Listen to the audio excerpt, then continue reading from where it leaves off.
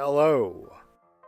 This is John T. Rhapsodes Esquire, purveyor of awesome old-school audio stories.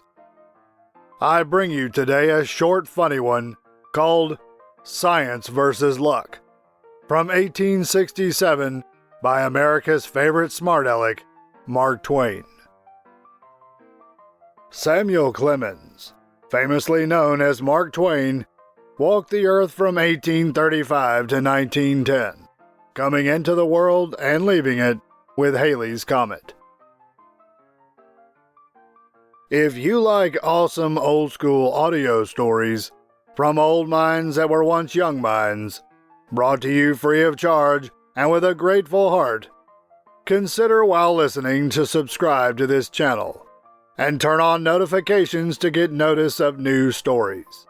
Some funny, some spooky, others somewhere in between, and all awesome, usually at least once a week. These simple acts will help this channel immensely. And now, hear the words of old. Science vs. Luck, from 1867 by Mark Twain. At that time in Kentucky, said the Honorable Mr. K., the law was very strict against what is termed games of chance. About a dozen of the boys were detected playing the card game 7-Up, or Old Sledge, for money, and the grand jury found a true bill against them. Lawyer Jim Sturgis was retained to defend them when the case came up, of course. The more he studied over the matter and looked into the evidence, the plainer it was that he must lose a case at last. There was no getting around that painful fact. Those boys had certainly been betting money on a game of chance. Even public sympathy was roused on behalf of Sturgis. People said it was a pity to see him mar his successful career with a big prominent case like this, which must go against him. But after several restless nights, an inspired idea flashed upon Sturgis, and he sprang out of bed delighted. He thought he saw his way through.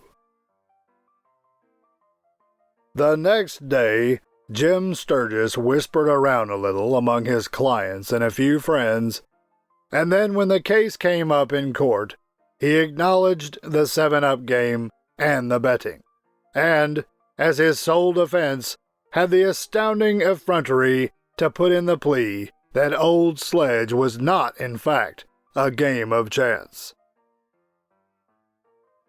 There was the broadest sort of a smile all over the faces of that sophisticated audience. The judge smiled with the rest. But Sturgis maintained a countenance whose earnestness was even severe. The opposite counsel tried to ridicule him out of his position, and did not succeed. The judge jested in a ponderous judicial way about the thing, but did not move him. The matter was becoming grave. The judge lost a little of his patience, and said the joke had gone far enough. Jim Sturgis said he knew of no joke in the matter. His clients could not be punished for indulging in what some people chose to consider a game of chance until it was proven that it was a game of chance. Judge and counsel said that would be an easy matter, and forthwith called Deacons Job, Peters, Burke, and Johnson, and schoolmasters Wirt and Miggles to testify. And they unanimously and with strong feeling put down the legal quibble of Sturgis by pronouncing that Old Sledge was indeed a game of chance. "What do you call it now?" said the judge. "I call it a game of science, Your Honor," retorted Sturgis, "and I'll prove it too." They all saw his little game. Jim Sturgis brought in a cloud of witnesses and produced an overwhelming mass of testimony to show that Old Sledge was not a game of chance, but rather a game of science. Instead of being the simplest case in the world, it had somehow turned out to be an excessively knotty one. The judge scratched his head over it a while and said there was no way of coming to a determination because just as many men could be brought into court who would testify on the one side as could be found to testify on the other. But the judge said he was willing to do the fair thing by all parties, and would act upon any suggestion Mr. Sturgis would make for the solution of the difficulty. Mr. Sturgis was on his feet in a second. "Impanel a jury of 6 of each, Your Honor.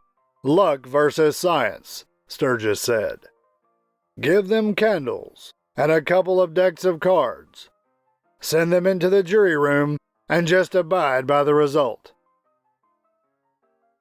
There was no disputing the fairness of the proposition. The 4 deacons and the 2 schoolmasters were sworn in as the chance jurymen, and 6 inveterate old 7-Up professors were chosen to represent the science side of the issue. They retired to the jury room. In about 2 hours, Deacon Peters sent into court to borrow $3 from a friend. In about 2 hours more, Schoolmaster Miggles sent into court to borrow a steak from his friend. During the next 3 or 4 hours, Schoolmaster Wirt and the other deacons sent into court for small loans.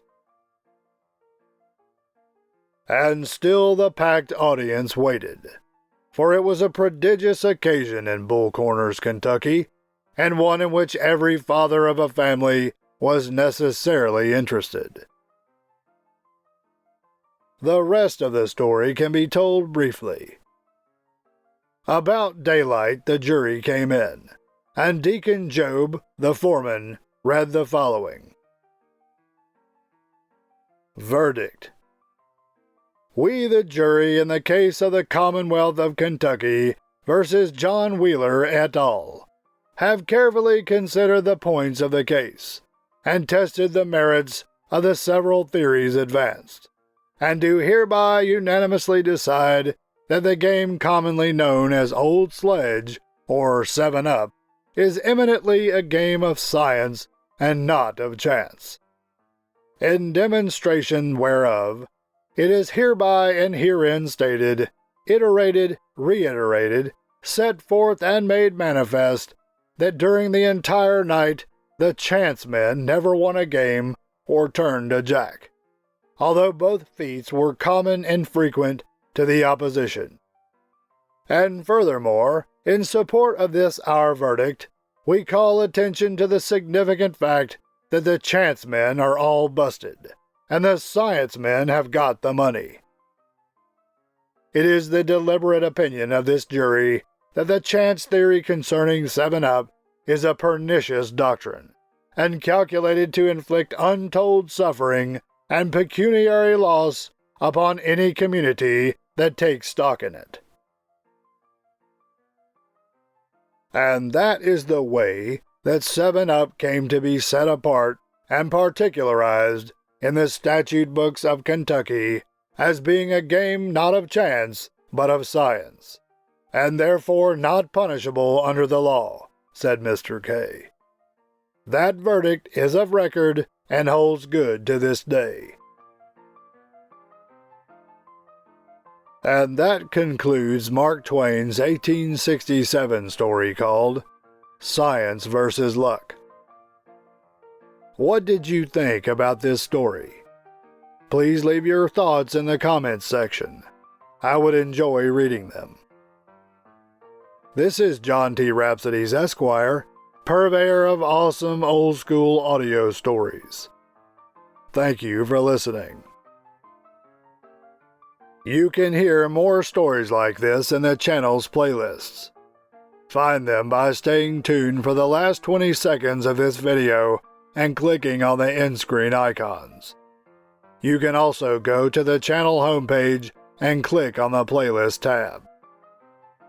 If you enjoyed this story and would like to hear more, please download the YouTube app, create an account, subscribe to this channel, like this video by clicking on the thumbs up icon, leave your thoughts in the comments section, click the notification bell, and share the videos with your friends so that they too can hear the words of old.